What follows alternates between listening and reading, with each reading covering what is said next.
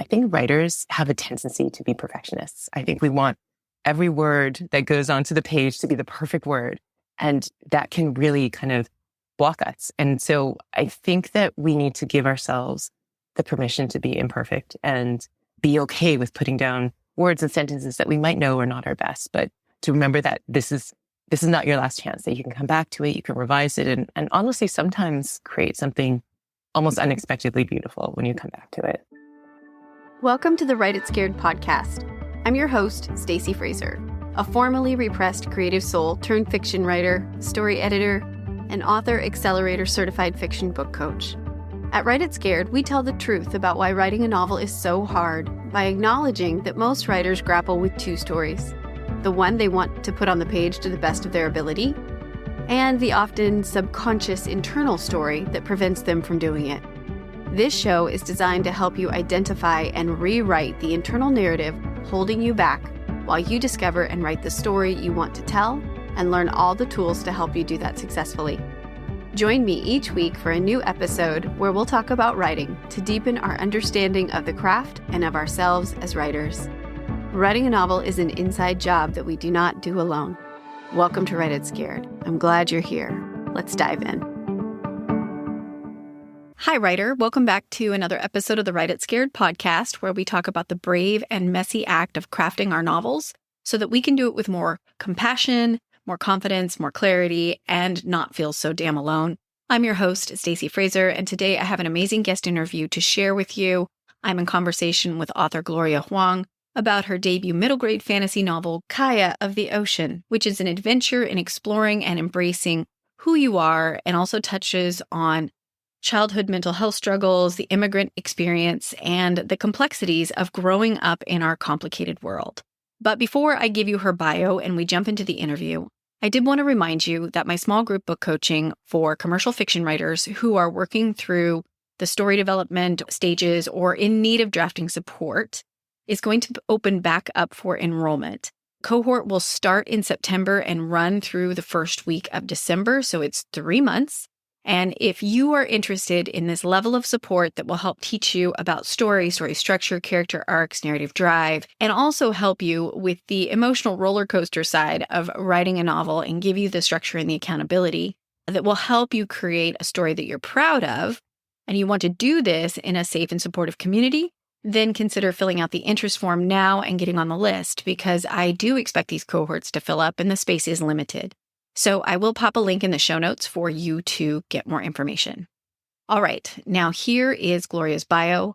Gloria Huang is a novelist and short story writer. Her debut novel, Kaya of the Ocean, was published in January of 2025 and was selected as a Junior Library Guild Gold Standard, American Booksellers Indie Introduce, and American Booksellers Indie Next List Pick. Her short fiction has been accepted for publication in prestigious literary journals, including the Southern Review, Michigan Quarterly Review, the Three Penny Review, Chicago Quarterly Review, and many more. She studied fiction writing and English literature at Stanford University and lives in the San Francisco Bay Area. She is represented by Lauren Cameron and Amanda Orozco at Transatlantic Agency. Hi, Gloria. Welcome to the podcast. I'm so happy to have you on. How are you doing? I'm good. Thank you so much for having me. I'm excited to be here. Yeah, so we're going to talk about your debut middle grade novel, Kaya of the Ocean, which was released in January of 2025. And as we were talking about before we hit record, the cover is beautiful, and I can't wait for listeners to hear about the premise behind the book. I'm starting to read it and really enjoying it. I've already recommended it to several people. So thank you so much. that I know who are writing in this middle grade fantasy area. So why don't you kick us off by telling us what the story is about, and then we'll dive into kind of what maybe inspired you to write it. For sure. And I just wanted to start by saying I agree with you. The cover is so beautiful. It's by an artist named Alba Real, who my publisher found, and I think she's fantastic. And I'm really proud of the cover, even though I did not have anything to do with it. But the book, so it is about a 13-year-old girl named Kaya Song, and she struggles with anxiety and fear of the water. And she lives out in Hawaii, which can, as you can imagine, makes it a little difficult being surrounded by water. And she starts to notice it takes place kind of over a Christmas there. And so she has her friends, and she's, struggling with kind of everyday day-to-day anxieties and dealing with the fact that her friends love surfing. But her aunt and her cousin Anne come out to visit from New York. And Anne is very different now than she was when she was younger, and they have a lot of friction. But that's kind of what's happening in the background while Kaya starts to notice that really strange things are happening when she's around water, especially if she's anxious, and it starts to become more kind of uncontrollable, and she's really afraid. And so she does a little bit of research, and she discovers that she's actually secretly descended from a Chinese water goddess named Matsu, who is a real Chinese water goddess, actually. And so Kaya needs to figure out, what this connection means and how to control her new powers before it becomes dangerous to herself and people she loves. Wow. I can already see how the external conflict is pulling the internal conflict front and center. That's amazing. I can't wait to finish it. So what inspired you to write a story about a young person terrified by water, surrounded by it, and struggling with this internal anxiety that, sometimes people can see that, sometimes they can't. Yeah. But so what inspired you? Yeah, well, so the idea for it really came around when the world was kind of first emerging from the pandemic. And it was obviously still a really scary time. And there were these children in my life who I'm very close to, who I could see struggling with anxiety for the first time. And it was really hard to see because it's something that I struggle with and struggle with now a little bit, so definitely as a child as well. And I think there's a tendency when children struggle with anxiety for the first time to kind of internalize it. And there's a lot of feeling like, what's wrong with me? There's a lot of self-blame. There's a lot of concern about like, what did I do wrong? And that was really hard to see. So I remember I was standing by the ocean actually one night, and I was thinking how I would love to write a book, kind of to send a message to all these brave children who are fighting this battle, like deep down where no one can see that, one, that they're not alone, that other people go through this too. Two, that there's nothing wrong with them. And that three, that all parts of who they are, even these parts that they might not love all the time or that they might see as like weaknesses or flaws, are still really important parts of the amazing, beautiful, complicated people they are. And so that's kind of where the idea came from. And standing by the water was kind of, I guess, fortuitous, but I also do tend to include the ocean and water in a lot of my stories. I think partially because I'm fascinated by it. It's powerful, it's terrifying, but it can be also such a source of solace and beauty. And then I think there's also really strong metaphor there about, sometimes what you see on the surface of the water hides what's underneath. And, there's a lot of kind of metaphors about the depth of the ocean, the power of it. So I think that's kind of where the idea first came from. And then I really wanted to couch it in this Chinese mythological framework. And that was partially because I think for me, growing up as a child of immigrants, I often felt a sense of like displacement and, isolation and alienation. And I turned to books a lot for comfort and reassurance. And back when I was younger, it wasn't as much in the way of diversity. And there wasn't as much in terms of like finding characters that look like myself and my family. So, so I read a lot of things like Greek mythology, which is beautiful. I still love Greek mythology, but I really wanted to add to the diversity of voices and stories so that there can be, other kids who are out there who might want to find themselves reflected back or just, find a new world that is interesting to them, in addition to kind of all the voices that exist out there.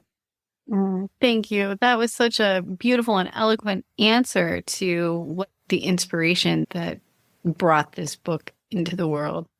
And see, I'm going to disagree with you about having nothing to do with the cover. It's not the book, the cover with me. I love that. I love that. I will secretly think of that connection every time I look at there the cover. You go. There you go. Yeah. I always love to hear where the origin stories come from. And, it's kind of, I think it's a hard question to answer. Like, what gave you the idea for the book? And you're like, well, it was an amalgam of things, and just thank you for sharing your personal experience. I think a lot of us do write pieces of ourselves of our lived experience into the stories. And that can make it amazing, but also hard. Yes. Agreed. Yeah, because that's exactly right. Touching on something that sometimes is raw and still wounded. Exactly. So when you were talking about the metaphor, the ocean being really powerful, but also a bit deceptive in that you don't know what's going on underneath. People are very similar, right? Yeah. What you see up front may not necessarily equate to what is going on underneath.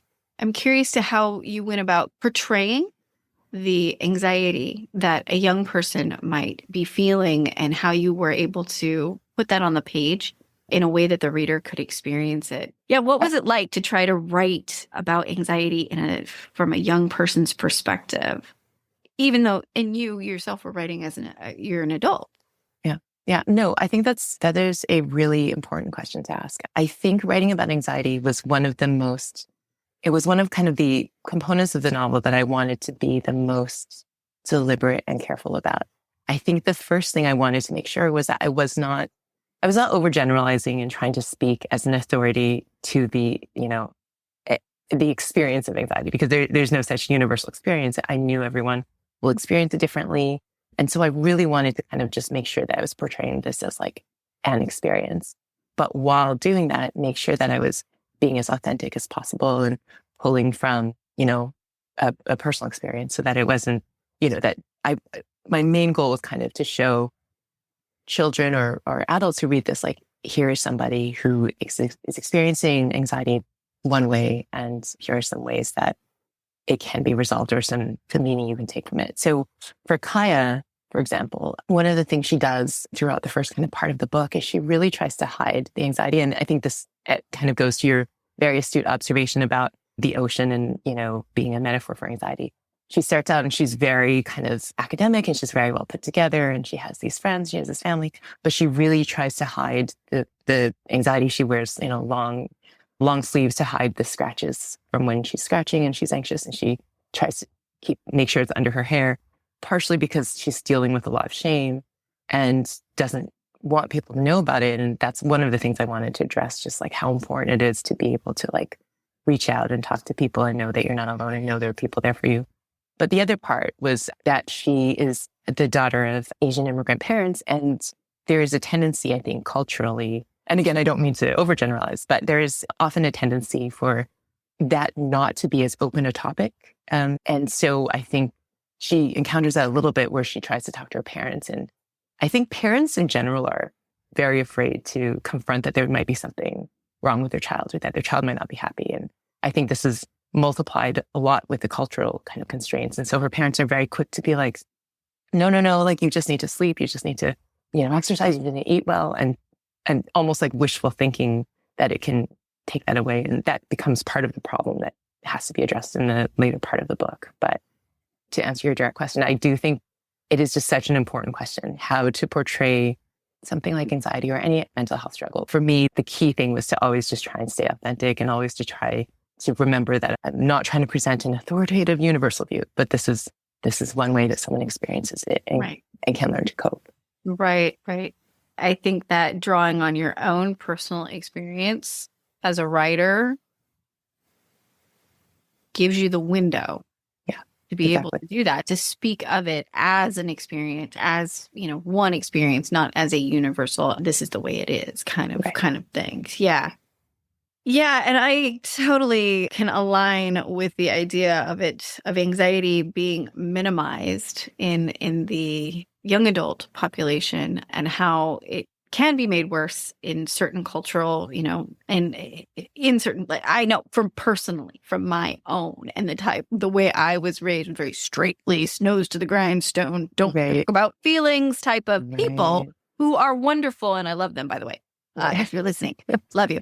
But still, I mean, the room for emotional expansion and exploration was very small. Yeah. Right? Exactly. And part of it is just, I think, linked into kind of a survival mechanism, because at one point in time, our needs were very low on the hierarchy on Maslow's chart. It was about food, shelter, survival. And so we weren't worried about those things, Exactly. Whereas now today, that paradigm has shifted. Yeah. And our mental health is more to the forefront, because our physical health is, or where we live and how we live, and And I guess some of our needs are more provided for. So I think it's becoming more, that's why books like yours are so important, because that is, as a parent myself, it changes how I think about what my daughter is experiencing. Yeah. Yeah. And No, I want a parent. yeah, I think that's exactly right. And I think that's beautifully put. I think I'm so grateful actually that we're in a time where we can begin talking about things like mental health, in literature, and then hopefully sparking those kind of conversations, because I truly believe that's a huge part of being able to kind of learn coping mechanisms, is being able to talk about it. And I think you're right. Like there's a joke in a lot of, between me and a lot of people in my culture, where immigrant Asian parents, sometimes it feels like anything can be solved by good sleep and good food. Like growing up, anytime there was an issue, my parents would be like, I think you need more sleep. And it was partially a wishful thing, but it was also exactly as you said. I think at the time they were like, we grew up kind of focusing on a different part of the hierarchy, and getting used to kind of having the luxury, but also the necessity to talk about these important emotions and mental health is so key. Yeah. Yeah. I mean, it's same, like all we needed was more food.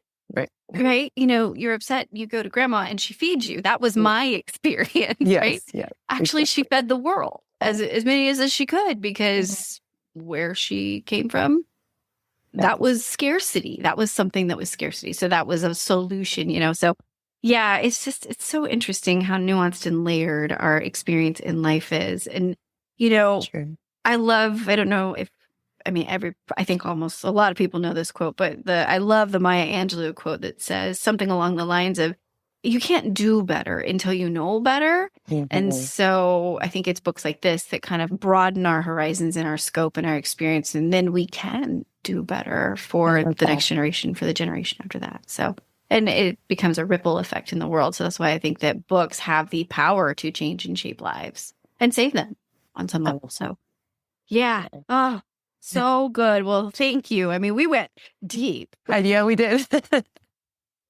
We're excavating. Oh, yeah. No kidding. Okay. So, well, thank you for sharing your inspiration and what drew you to write the book. What was the path of publication like for you? So let me think. So I'm trying to remember this. So I started writing in 2021, I believe, and I'm a pretty fast drafter, but I actually already had agents at the time. So I worked on that, then went back and forth with my agents. They're wonderful. They're very editorial. Laura Cameron and Amanda Orozco from Transatlantic. And we really kind of like worked together to get into shape, to go on sub, probably early in 2023. And I was really lucky, and it sold really quickly. I think 2 weeks after it went on subs, my publisher editor made an offer to acquire it. But I do want to mention that the reason I had agents already is because it's not the first book I went out on sub with. I had a young adult and a adult novel at 2 different times that did not get picked up. And the reason I mention that, I think publishing is an amazing and complicated and occasionally frustrating industry where we tend to hear a lot about success stories and not as much about the struggles. And I think that creates kind of a lopsided message to writers who are coming up. So I want to make it clear that I was very lucky for Kaya that it was acquired quickly, but I'm certainly no stranger to the other side of the struggle. So it definitely is not. It can be hard and then suddenly easy and then it's back to hard again, I'm sure. Yeah.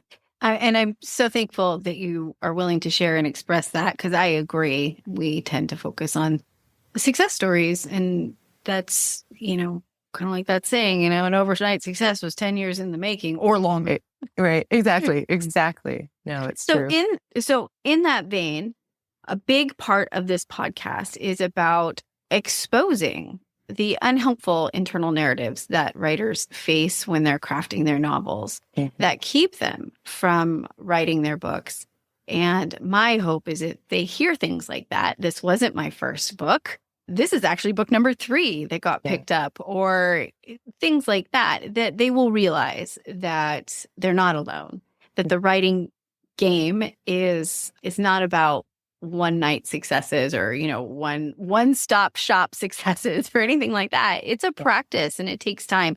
And so if they are able to recognize that, then that they will stay and believe that they are a writer, that they do belong here, and we will have more books in the world from more voices that maybe we wouldn't have heard from because of that. So in that vein, can you think of a time when you really struggled with your writing, when you got stuck, when it got really hard? And what was that like and what did you do? Yeah, no, I definitely think, I think everything you're saying is so important to kind of keep communicating to the writing world. I think writing can be such an isolated experience, and the publishing world can have so many kind of challenges and gatekeepers that it's important to figure out ways that we can help each other as writers, and also to learn these methods for kind of pushing through. So to that point, I guess I would say that when it comes to writer's block, which I think every writer encounters, one way that I've learned to deal with it that I think is helpful is, first, I will step away, because I do think it's important to, I heard this phrase, so I can't take credit for it, but refill the creative well. Take a moment to consume art that you didn't create. So read other books and watch shows and watch movies, and just take a break from, kind of being in your own world of words. And when you're ready to come back to it, I think that the key is to write through the writer's block by kind of almost writing a bridge to the next passage. And what I mean by that is, I think writers have a tendency to be perfectionists. I think we want every word that goes onto the page to be the perfect word. And that can really kind of block us. And so I think that we need to give ourselves the permission to be imperfect and be okay with putting down words and sentences that we might know are not our best, but to remember that this is not your last chance, that you can come back to it, you can revise it, and honestly, sometimes create something almost unexpectedly beautiful when you come back to it. So I think that that's one thing that I do to overcome writer's block. I did want to also mention the post-publication process. There's been a whole host of challenges that I just didn't know before I was kind of, out with my debut novel. And I think one of them, and I think this goes to what you were saying in terms of what's important to remind writers, is someone gave me the advice once that other people's writing journeys don't have anything to do with yours. And I think that was really helpful, because I think that, again, we're all kind of isolated, but then we form these communities, and then there's an aspect of marketing your book and being on social media. And it's really hard not to then compare yourself to other people and say, like, oh, this person's at this milestone, or this person took this long to get to this place. And it's very hard not to do it, but I think it's so important to remember that everyone's journey is their own, and everyone's writing journey is no more or less valid because of someone else's. So that's something I try to remember. And their place in their journey is no more or less valid. Exactly. Yeah, it's the most individualized journey. It so is. And you really just can't tell, like, what's on the horizon for you, So I think that's the important part about pushing through. Yeah. I love the part about giving yourself permission to be imperfect.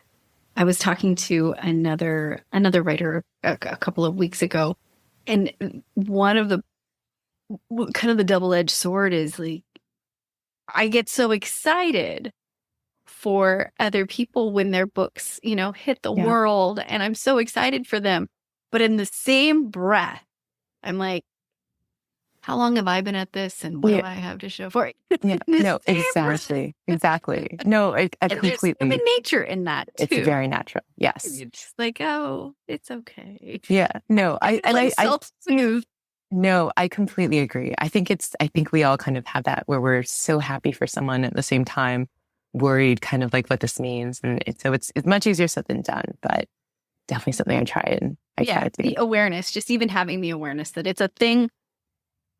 It's a thing, know, and then remembering how to narrow the focus and come back to the work. Exactly. I was going to add that somebody said something to me once I also thought was important, and they were like, they were like, if you reach one person and you affect them and, make them think or feel things, that is so worth it. And that's a magical thing. And so I try to remember that too, that sometimes when we get too caught up in the social media and the numbers, and just that wasn't what it was about. It was about reaching, like, another human being.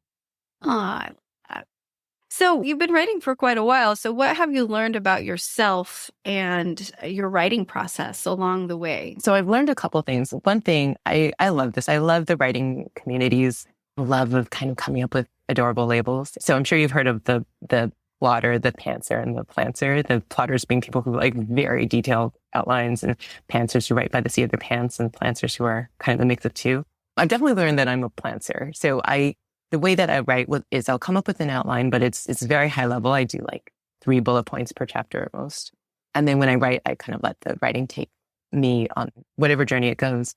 I've also learned that I think I mentioned I'm a pretty fast initial drafter and I write pretty clean, but I'm definitely an underwriter. And this is something that, I'm in a couple of writing communities and it's amazing. There are people who are overwriters and it sounds like magic to me. Because for me, I definitely, when I'm done the first draft, I'm definitely always under kind of the target word count. And then when I do my revisions and edits, I end up adding passages and getting up to there. So it's a very different experience, I think, than some of my writer friends who are like, I'm at, act 2 and I'm already at this word count. So I'm sure challenges on both sides are equally valid, but completely different. Yeah, I'm also an underwriter. And I think I don't know about for you, but I know for me, like the piece of that I have a hard time bringing to the table is like the context. Yeah. So it's like I have to come back in and layer in some of that interiority. Yes. I think as writers, there's always exciting passages we want to get to and exciting plot points that we want to write. And so it's so hard for me not to feel like I just want to be at that stage and writing about this one thing. So for me, the editing stage is where you fill back some of that other. Yeah, I totally get it. I totally get it. Yes. I just want to write about the scene where they, finally get together. Right. Exactly. Actually, I had this friend of mine tell me one time, she's like, basically there was this one scene that I wanted to write. And what I realized is I had to write like 75,000 words before I could write that damn scene. I love that. That's awesome reframing. It's so true. I still feel you. All right. So when you think back, what's a piece of writing advice that you've held on to that helps you keep going? That it keeps. I absolutely love the one about, it's about reaching one person with your experience or with the experience that your book brings forth. I love that. So now you got to come up with another one. Yeah. Well, I luckily I do have another one, which is that I don't know if it's a piece of advice, but it's more like a reframing. So I'm in, like I mentioned, I'm in a couple of online writing communities, and there's one group that treated rejections like badges of honor. So it was amazing where someone would get a rejection and they would message the group and be like, I got a rejection, and everyone would cheer. And I loved that framing because I think that the way that they said it was all of these rejections are necessary to get to the point of success. And it's important to turn it around. So they, some people had like, if I get to this many rejections, I give myself a treat. And it wasn't a consolation treat. It was like, I've achieved something. And it was such a great way to reframe it. And I think that's important because I think that this passion that we choose is it's inevitable. There's rejection at some point for every single person. And the ability to reframe that, I think, is really, really important. And it's hard sometimes because some rejections will hurt much more than others. And, there's definitely something to be said about taking a moment and feeling it before you get through it. But I think that reframing of like, this is necessary to be on the path was really important for me to have that. Oh, yeah. I love that. And I can totally see it because every rejection can be reframed as a celebration of you serving your own truth. Yeah. Exactly. Right? Versus you being accepted by others. Finally, after all this time, I finally made it. Right. Instead, it's like, no, I showed up for myself and I did the deal. So it's more about self-integrity and self-honoring than it is about validation. Exactly. You're validating yourself in a way. Well, I ask every writer what kind of wish they would like to put out into the world for their fellow writers. To just kind of pass forward, pay forward the good. So what is your wish for your fellow writers? That's a great question. Because I actually haven't thought about this before because, before the writing communities, I had kind of individual writer friends. And I think my wish is for my writing colleagues to have the kind of emotional strength and fortitude to kind of battle through all of the stuff that is publishing. So not just the rejections, but also the waiting and the silences and the uncertainty. It's hard. It can be emotionally hard to put so much of yourself into a story or into a book and then send it out in the world and hope that it reaches someone else and that they want to keep moving it forward to have it reach other people. And I say this because I do remember early on, a very good friend of mine was an amazing writer, but she really struggled, I think, with the rejection aspect and the silence aspect. She had a really hard time not internalizing it. And so even getting like a small short story rejection would deeply upset her. And I hope she started writing again. But for a while she stopped writing because I think it was so painful. And so my wish would be that we have the armor to kind of let that bounce off of us so we can keep going. Because you're right. It's so important to get those stories out in the world. It's so important to hear all those different voices. So I hope they make it through. Same. Are you currently working on anything you would like to share? I am working on two things.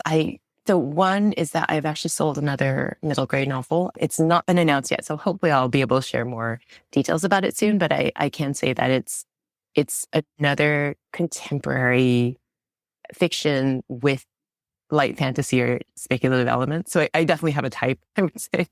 And I also finished a young adult novel that is currently with my agents, and I'm hoping to get feedback on that soon and see if we can go on sub for that. So, and it similarly is contemporary fiction with light fantasy or speculative elements. And this one also has kind of light historical elements, as does Kaya. So I'm definitely in a lane. Yeah, that's awesome. Well, thank you so much for coming on the podcast, for sharing your beautiful book with the world, and so much of the process of what it took to write it, and just for your grace and your vulnerability and your honesty.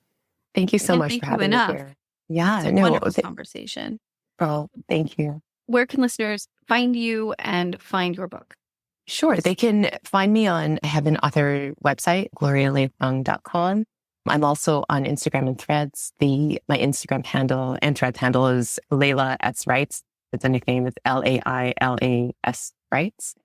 And in terms of the book, it's on, I think you can find it a couple ways, but I think a good aggregation would either be through my publisher site, Holiday House, or Penguin Random House, our distributor. And it's also on Goodreads as well. So those are the many places you can find me. Right on. Well, I will make sure to post all of the links in the show notes. So thank you again for your time, and I hope you have a wonderful day, and I look forward to what comes next. Thank you so much. It's been great being here. I've loved this. Okay. Thank you for listening to the Write It Scared podcast. If you enjoyed today's show, please make sure to hit the follow button so you never miss an episode. And please leave a review. Reviews help other writers like you find the voices and messages they need to hear to continue to write their stories. Let's lift each other up. Remember, you can be scared and still be unstoppable. I'll see you next week.